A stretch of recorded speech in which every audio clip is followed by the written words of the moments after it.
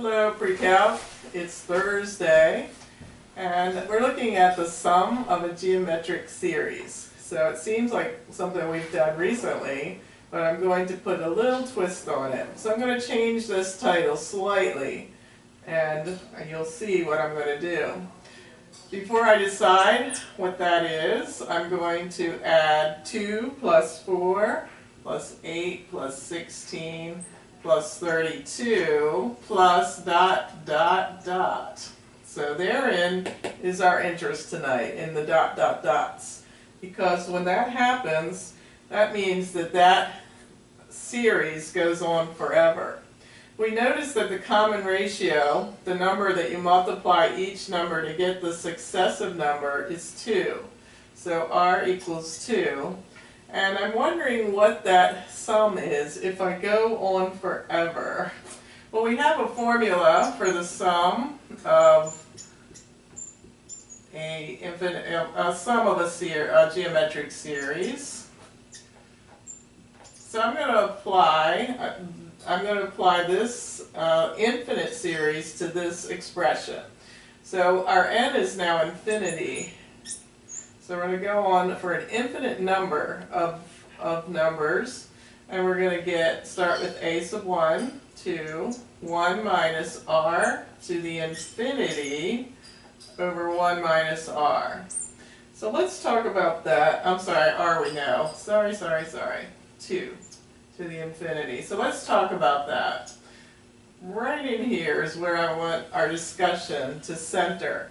We're looking at 2 to the infinity. So I plugged into the calculator 2 to the 10, which is 10 is not near infinity, and I got 1024. And then I did 2 to the 100, and I got 1.27 times 10 to the 30. So that means 1.27 with 0.0000028 zeros. So that's a very, very huge number. And then when I put in 2 to the 1,000, the calculator said, I can't do it. So it was beyond the capacity of my calculator. So this number is getting very huge, without bound. And I'm taking 1 minus a huge number, which is a huge negative number, multiplying it by 2, it's a doubly huge negative number, and dividing by a negative 1, which becomes, in the end, an extremely large positive number, which is increasing without bound. So there's no way I can tell you the sum of that infinite series. So, what's the lesson about if we can't do that? Well, notice r equals 2. And so I'm going to look at another series now. Let me move this. You have it down. If you don't, rewind and get it. Alright, so now I'm going to look at another series, and it's going to start out at 8. And it's going to go 8 plus 4 plus 2 plus 1 plus a half plus a fourth plus ... So we're going to go on infinitely far in this one as well. But what is the common ratio this time? Well, we multiplied 8 by 1/2 to get 4 by 1/2 by 1/2, etc. So r equals 1/2. Alright, now we're going to have a different story. So watch what happens when I use the formula s sub n equals a sub 1, 1 minus r to the n over 1 minus r. So this time, how many terms are we going to have? ... tells us there's an infinite number of terms. So then we have, the first term is 8, then a 1 minus the common ratio 1/2 to the infinity over 1 minus a half. So right here is what I'm going to talk about this time.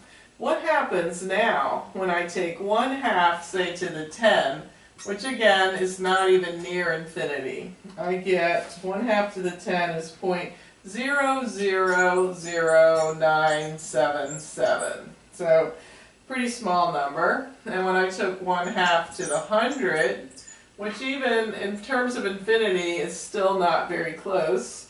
So I get 7.9 times 10 to the minus 31. So imagine this number with the decimal point moved down 30 times. So you have 0.30 zeros and then a 7/9. So it's extremely small. And then when I put in 1/2 to the 1,000, the calculator said 0. And it's really truly not 0, but it is so close to it that the calculator must have rounded in some respect. So, when r is a fraction, like 1/2, when r is in between -1 and +1, when r is in this area, we can take the infinite sum. So let's call this the sum of a infinite geometric series. Infinite geometric series. We can't do it if r equals 2 or any number above 1 because it increases without bound. But when r is between -1 and 1, let's see what happens to this situation now. Alright, I need some room to work. So keep in mind r is between 1 and -1. In this case, 1/2 qualifies.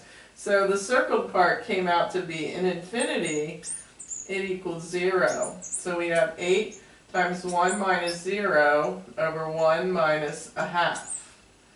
So that is 8 over 1/2, or 16. So all this equals 16. So it's kind of mind-boggling to think that I can add an infinite number of numbers and get an answer. But I can. It's the beauty and wonder of math. 16. Now if I stop before I get to infinity, I'll get close to 16. But if I go to infinity with this sum, it will be exactly 16. So let me give you that in a formula. This was just an example. So let me give you a formula for that, and we'll do one. So this formula is for a finite number. So the sum of an infinite number of numbers in a geometric series equals a sub 1 times 1 minus r to the infinity over 1 minus r, when r is in between -1 and 1, which means it's a proper fraction, like 1/2 or 2/3 or 7/8, any fraction where the numerator is less than the denominator. So what happens here when we take any such fraction and raise it to the infinity? It doesn't have to be just 1/2. Any fraction will go to 0. So this will be 0, leaving the sum of an infinite number. When r is between -1 and 1, we get a sub 1 times 1 minus 0, which is just a sub 1 over 1 minus r.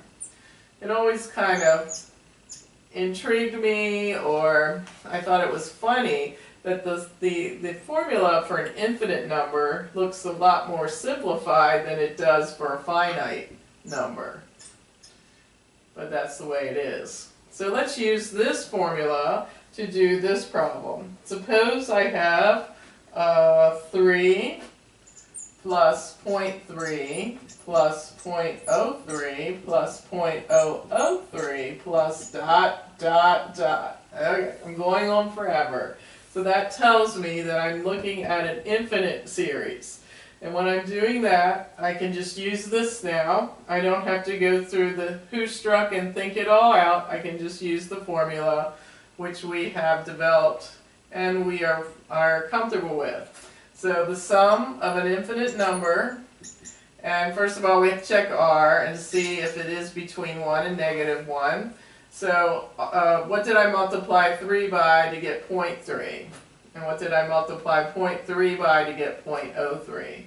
Can you see it's 1/10 or 0.1 if you want to think of it that way? They're the same. So 1/10 Does that qualify? Is it between -1 and +1? It is indeed. So we can use this formula. We get a sub 1, 3, over 1 minus 1/10. That's 3 over 9/10. So the 3 is in the numerator. I'll write it 3 over 1. And 9/10 is in the denominator. So dividing a fraction by a fraction, I invert the denominator. And I multiply 3 over 1 by 10 over 9. And I get 30 over 9. And that reduces. Please be a student who reduces. So I divide both of those by 3 and I get 10/3. Alright, so if I take this sum out to infinity, I do get exactly 10/3. Go figure. Alright, very interesting. And this is part of a concept called limits that you will investigate a lot more if you go on in math to higher math like calculus. So, alright, that's it for tonight. I hope that you found that interesting, provocative. Tell everyone you know about it, and I'll see you on Friday. Half day.